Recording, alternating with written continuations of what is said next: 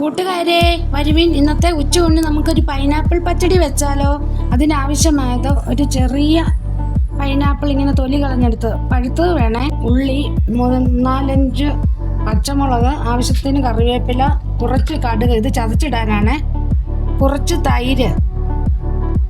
ആദ്യമേ പൈനാപ്പിൾ, ഉള്ളി, പച്ചമുളക് എല്ലാം കൂടെ തീരെ പൊടിയായിട്ട് അരിഞ്ഞ് കുക്കറിൽ ഇട്ട് കുറച്ച് വെള്ളം ഒഴിച്ച് ആവശ്യത്തിന് ഉപ്പും ഇട്ട് വേവിക്കണം. 2 വിസില്.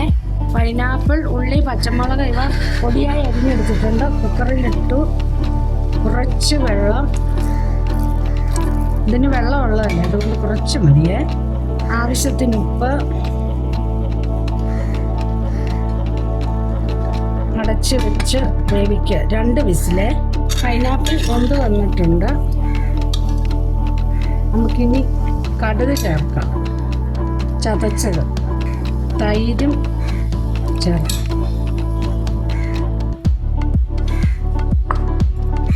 ചെറുതായിട്ട് ചൂടാകണം. അതേ തിളക്കിപ്പോൾ നല്ല വെള്ളം വിട്ട് വെച്ചോണ്ട്. ചൂടായി വന്നിട്ടുണ്ട്. ആവശ്യത്തിന് കറിവേപ്പില,